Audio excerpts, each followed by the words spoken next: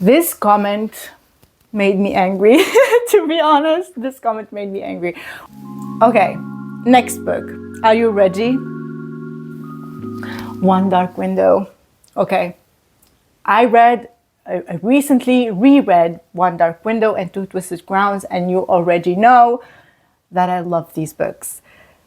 Reasons why I didn't like it. One, my expectations were too high. I saw so many people love this book, so many positive reviews for this, and it did make my expectations rise unrealistically high. Okay, that's on you. That's on you. Secondly, the writing had no emotion. Okay, no, I don't agree. I do not agree at all. At all. It is written in a very bland way and comes across as if facts are being presented, but all jumbled up, rather than a story being written. What? What are you talking about? I was bored.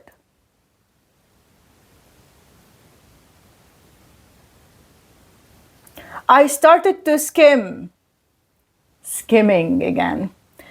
It does have goth YA vibes to it, but nothing too impressive. That's because you skimmed. That is because you started skimming and you, of course, you didn't get the opportunity to immerse yourself in the story. That's why you didn't find the goth YA vibes impressive.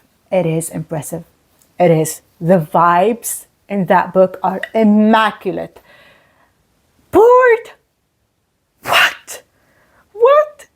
Did we read the same book? Did you read the book? Third point, the world building and the plot did not make much sense to me. I was confused. What is confusing? What is confusing about the plot and the world? The mist rising because of a curse, and you need to have charms to go into the... What... I'm not going to talk about the plot and everything now because this video would be too long. The card's significance took me a while to understand, and I was not impressed. It took you a while to understand that they are not meant, it is against the law to have magical abilities, like internal magical abilities, and you need to own a card to be able to wield a certain power from that card. Is this very hard to understand? You need a card to use magic. The Providence cards, the magical cards, you need a card to be able to wield it. You are not allowed to have your own magical power. The card's significance took me a while to understand. What? The author explains the cards so well. So I really don't understand this. No, I don't agree at all. And I was not impressed. I don't know what to tell you. The characters were boring. And Elspeth, with a literal monster living inside of her, talking to her the whole time, and also it can control her body. The characters were boring. Jesper, Raven, Elm, Ione, these characters are boring, and I didn't like anyone. I would have liked to know more about Nightmare, but I stopped caring about it. You would have known about him more if you continued reading the book, because I think you didn't read the whole book. If you don't know more about Nightmare, then you didn't read the whole book. No, disagree. A strong... What? Next. This is, I think, maybe a continuation of the first comment. Too many moving parts. Yes, it is.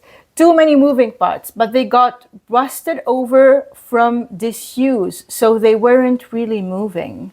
Creepy magical forest, creepy magical mist, creepy magical illness, creepy magical playing cards, creepy magical monster and head, creepy magical undead king. There is also court intrigue, heist, and fake dating in the mix. To be honest, all of this makes me, if I didn't read the book, all of this would make me want to pick up the book. Creepy magical forest, magical mist, illness, magical playing cards, a monster in her head, and a magical undead king. I would be like, yes, give me the book right now. Give me the book right now. It's not too many. It's not too many. When you read the book, you understand all these parts. It's not too many at all. While all of these plot points are more or less related, there are simply too many of them. In your opinion, not in mine. If in your opinion this book had too many parts, I think you cannot read maybe fantasy is not for you. That's what I'm trying to say. Let me move my feet. Ugh. Maybe fantasy is not for you then. No, that's all what I'm going to say about this. We have another comment about One Dark Window. First of all, this book is the epitome of a great concept but horrible execution. Strongly disagree. Great concept, great execution. I loved it. Everything felt so surface level while also expecting us to already know everything. So surface level. No, sorry. Also expecting us to know everything there is to know about the magic system. What? Did you read the book? The author explains everything from the beginning about the cards, about the magic system, about everything, the illness, everything. The only mystery that we have is we don't know what's up with Elspeth, what's up with the monster in her head, and we discover it as we read the book. So, expecting us to already know everything there is to know about the magic system? No. Nuh-uh. Reread the book. It is marketed as YA Gothic fantasy, but I feel none of that vibes, okay? None of those vibes from this book due to the lack of atmospheric world building. Are you sure? Are you sure you read the book? Marketed as a YA Gothic. It is one of the best YA Gothic. It's not marketed as a YA Gothic fantasy. It is a YA Gothic fantasy. It is one of the best YA Gothic fantasies out there. She didn't feel the vibes from the book due to the lack of atmospheric world building. Reread. Yeah. Next. I'm getting frustrated just with my little now. But, right? Please comment. Please comment. If you read the books, please comment. Oh my God. Okay, next. This should be good. Quicksilver. First of all, I want to look at the overall rating. The overall rating for Quicksilver is 59%. 5 stars, 29% 4 stars, and less than 1% 1 star. 900 people. Only 900 people. Let's see what they have to say. Okay, I have this one here that says, made it 25%. I just can't do it. This was underwhelming. If you read any romantasy book in the past 2 years, you've already read this one. There is obviously a reason so many people are enjoying this book. Unfortunately, it didn't work for me. I don't normally rate books that I DNF'd, but the average rating for this is very misleading. This comment made me angry, to be honest. This comment made me angry. What do you mean that the average rating of for this book is misleading? What do you mean? Do you consider yourself a smarter, better reader, or what do you mean? 72,136 people thought that the book is worth 5 stars, and 36,121 thought that it is 4 stars, 10,000 3 stars. And you are among the 900 people that think that all these readers, all the people who read the book and gave it a higher rating, their opinion is somehow misleading because you didn't enjoy the book, because you thought that it is like any other book that you read for the past years, or I don't know. We are not critics. Here, on this platform, on any book reviewing platform, we are not professional critics. Everyone is rating the book from their own point of view, from their own experience, from what they felt. From what I felt. I write what I felt and I rate the book accordingly. And clearly, a lot of people thought the same way. A lot of people felt the same way and they enjoyed their time with the book. So, where is it misleading? They are rating their own experience. I don't know why some people think that their opinion is somehow superior to other people. I don't understand that. I don't understand it. I don't tolerate it. It really grates on my nerves. I don't like it at all. It's really baffling to me. The negative reviews that are insulting to fellow readers, unacceptable. Unacceptable. Next. This is terrible. There is no way anyone with a developed prefrontal cortex can enjoy this unless you are into dumb dialogues and even dumber MCs. The same thing goes for this review. The same thing that I just said. So if you loved Quicksilver, then you are dumb. Mainly what they're saying. Like for me, it's like if the comments are not meeting their like high refined standards of analysis, then they are dumb. Because they need to let the world know that how much like smarter and better they are than the rest of us. The 70,000, what was it? More than 1,100 people. They are better than them because they think Quicksilver is not. It's dumb. Please give me a break. Moving on. Red Rising. You know, I love Red Rising. I raved about it.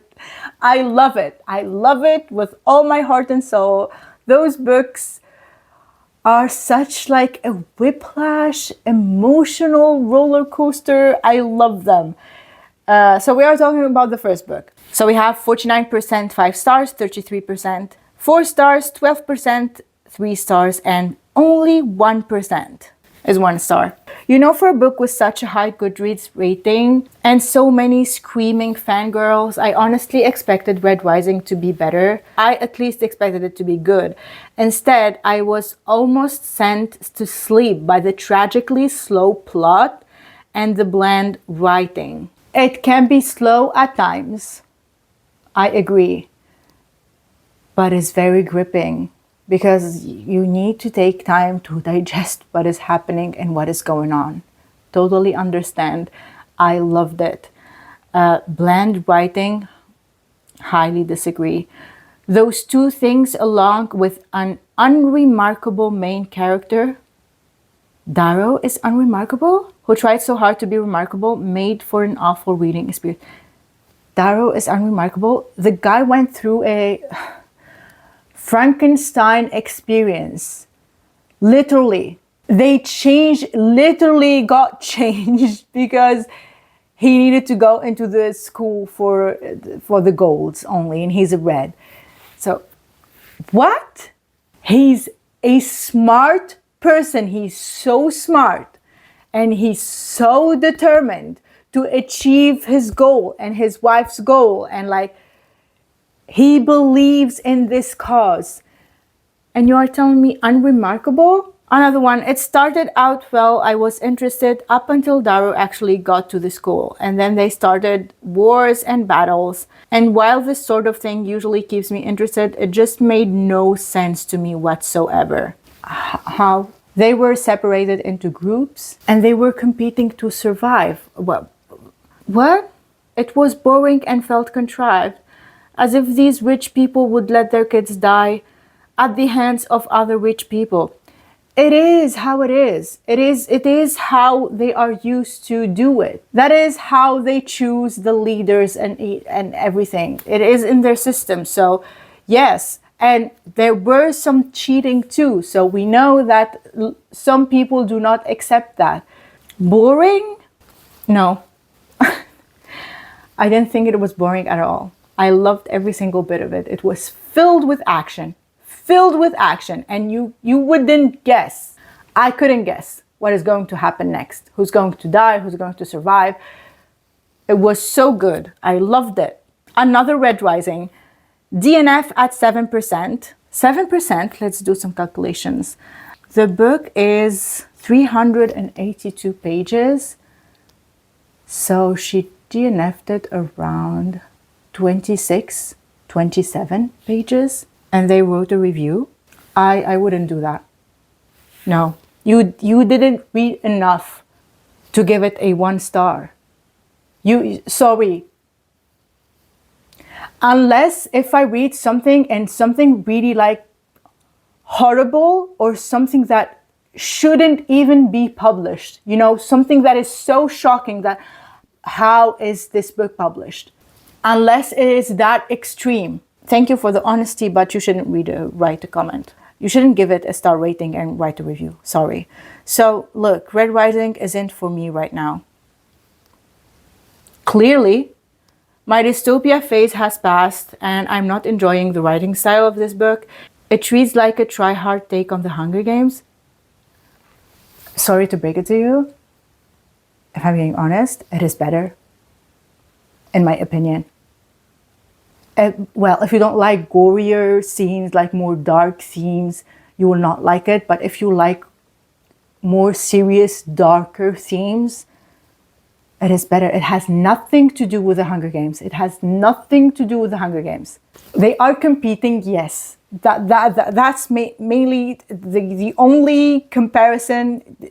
Both worlds, we have groups of people who are competing for something and they need to survive too. But the only thing is that we have two groups of people who are fighting on the same territory and need to survive. But it has nothing to do with the Hunger Games. Nothing to do with the Hunger Games. I'm sure it gets better and one day I might come back to it. For now, this is sitting on my DNF pile because of how I had to force myself to read it. Well, you shouldn't have. To compare it to the Hunger Games and say it is a try-hard take on the Hunger Games? No. I mean, clearly you didn't read it, so. Okay, what do we have? 6 of Crows. I needed to do this because we need to talk about it because let's see the overall rating of 6 of Crows. First of all, okay, 61% 5 stars and 28% 4 stars, 7% 3 stars, and less than 1% 1 star. When I tell you this book is excellent, let's see what the less than 1% had to say. I'm really sad that I wasted so many hours in this book. I really should have gone with my gut and just put it down. You should have. But no, everyone kept telling me to keep going. They told me it gets better. It doesn't. I honestly can't figure out what people are in this book. What people are? I don't understand what you mean. Not only is the plot as dry as a bowl of oatmeal, it's your own problem. If you cannot make a tasty bowl of oatmeal, it's on you, my friend. It's on you. But the characters, the ones I was told were amazing, were also flat and boring. The plot is dry. The characters are flat and boring. Are you sure you read the book? No, I have my doubts. So much so that I literally DNF'd this 4 times. That should have been enough to make me kick this book to the curb, but no. They DNF'd it then it's not for you. It is not for you, and that is fine. I just hope others won't make the mistake. Oh, please make it. Please make it, because you will stumble upon one of the best books of your life. Make it. Of wasting their time like I did. Well, a hard no. No! I don't have something to comment on. Dry? Plot is dry? Huh? What? Boring, flat characters? One of the most well-developed characters ever. Bye.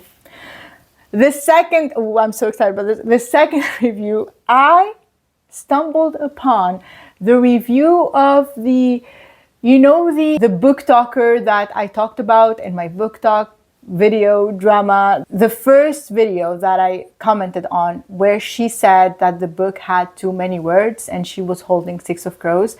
This is her review. This is her review about Six of Crows. I'm going to start this with saying I'm a romance reader. Not many books that don't have any romance can interest me. Don't read fantasy. Don't read fantasy. If you are a romance reader, don't read fantasy. Now, with that being said, don't rate the book. I have read many books before with absolutely zero romance and liked them. For example, give us examples. This seemed like a very liked book by others. That's why I decided to give it a try. I tried to give it a try up until page 220. I swear at times I felt like I wasn't even reading English. I just want to say English is not my first language. And I didn't feel that way at all. At all. What do you mean? You didn't feel like you were reading English? You didn't understand the book? Get a dictionary. I don't know what to tell you. I did not read Shadow and Bones or whatever the series are before these. So I didn't know the world building, and I didn't know it was like needed to read these books either. It's not needed. I didn't read the Shadow and Bone trilogy, and I read Six of Crows and Crooked Kingdom, and I understood them fine, and I love them to death. You don't need to read Shadow and Bone to read Six of Crows. You don't.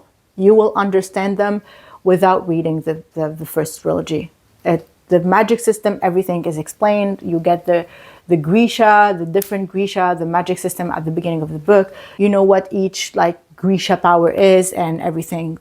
And it wasn't confusing at all. At all. It was very, very well explained. Really, really well written. Anyway, you get thrown into a fantasy world with zero explanation behind it. The fantasy world. There are people with powers, yes, but like the world is not confusing at all. It's inspired by our own world, I want to say. It's not confusing. I didn't feel like it was like epic fantasy or something. Yeah, you can see that she only reads romance. So by page 220, I still didn't know if certain words were people's names, place names, or things. Yeah. You shouldn't read this book. You shouldn't read this book. Because it's not the book's fault. I'm sorry. You said it, like you admit that you only read romance and you rarely read books without any romance in them, and you don't read fantasy a lot, then it's not the book's fault. And you don't need to read Shadow and Bone. Like for everyone out there who didn't read Six of Crows yet, you don't need to pick up Shadow and Bone to read it before this duology. You don't. Everything gets explained, and it does not need a lot of effort to understand what is happening, to be honest. If you focus on the book, you will understand. Yeah. Next. It took me all of 2 chapters, maybe 20 pages. You read 2 chapters and you gave it 1 star. Are you kidding me? To realize this is not the book for me, then don't rate it. Don't rate it. It's got tons of names you can't remember or pronounce, political intrigue out the wazoo, a sadistic streak, and a heist plot. All of those elements immediately turn me off to this book. Not my cup of tea at all. It's not the book for you. It is not the book for you. If you don't want to read about a heist plot, do not pick a heist plot. Oh my God. Why do people do that? Why do they pick up books that are not meant for them just to give them a low rating? What is up with that? I want to understand. What? Okay, next. I have only one comment, about the Mindfck series, because you know that I read it this year and I fell in love. 72. This is the highest book that I talked about in this video with the highest rating of 5-star reviews. 72% 5 stars and 20% 4 stars. So 92%, 92 with high ratings. 305 people. 305 people rated this book 1 star. I chose 1 because they made me angry. Not gonna lie.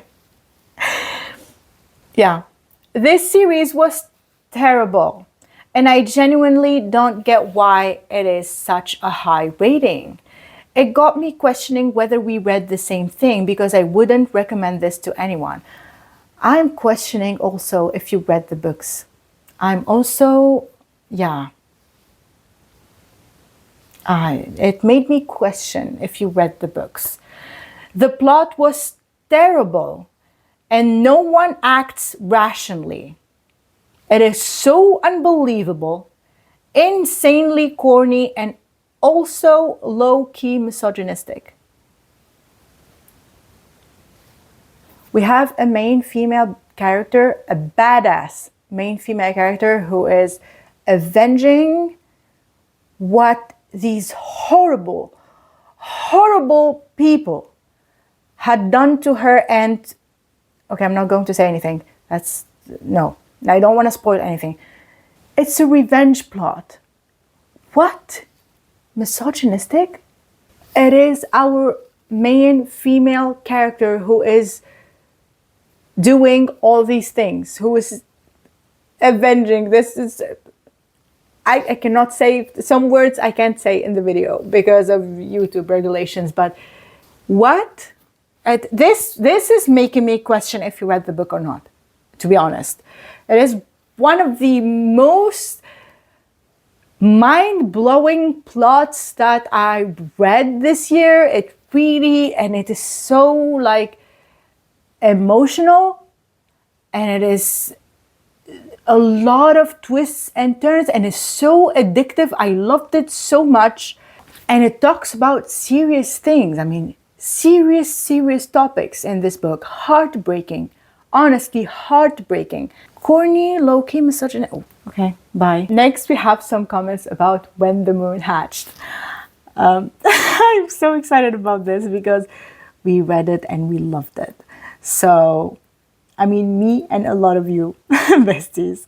So let us take a look at the overall rating. So we have 42% 5 stars, 33 4 stars. So 75% high rating and 2% 1 star. This is one of the comments. DNF at just over 100 pages. Okay, that's not a lot when it comes to a book that is 700 plus pages. Unnecessarily complex world building that just comes off as silly. And for what? Why do we need the words grandpa, grandma translated in the glossary as grandpa and grandma for us? Silliness. Unnecessarily complex world building. It is her world. It is the author's world. And she decides what world she wants to build. And you decide if you want to read about it or not. So for you, it is unnecessary. For her, it is what her imagination gave her. I loved the world building. I loved it. Changing up words in the smallest type of ways just to make the world we are reading about feel more exotic does not equal effective world building. Just because of these 2 words, it just comes off as a try hard and distracting. Grandpa and grandma are distracting. Please. Also, the names of the elemental gods gave me such an intense eye roll. Balder for the god of ground, and the later rain for the goddess of water. What is wrong with that? Claude for air. Oh, so clever. Cringe.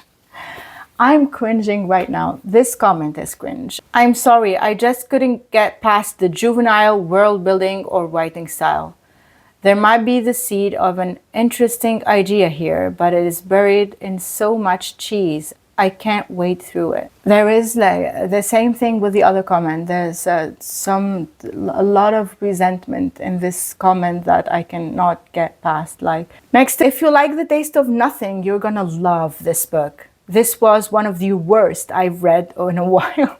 Everybody and their mother have been hyping it up as the book of the year with gorgeous writing, characters, dragons, and plot. You know what we did get? None of that. Go girl, give us nothing.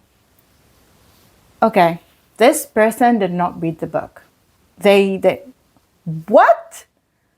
I love the writing. Sometimes there is some parts where like this needs a bit more editing. The dragons and the plot and what? I don't agree at all. At all. I loved it. The world building was exceptional and magical, and how she wrote about emotions, about the interactions between the characters, and like how she gave us time to dwell on these emotions. I loved that so much. I was so immersed in the story when I read When the Moon Hatched. I really cannot relate. I don't understand. I don't agree. Read it. If you didn't read it yet, read it and form your own opinion. It is one of the best books I read this year. I loved it. It has the perfect blend between romance and fantasy. I loved it. I thought it was exceptional. Read it. Read it. This was my last comment in this video. Please comment down below and let me know what you think about these books. And if you love this video, we will make more of them because this was so fun. And if you haven't subscribed yet, please do. And I will see you in my next one. Bye!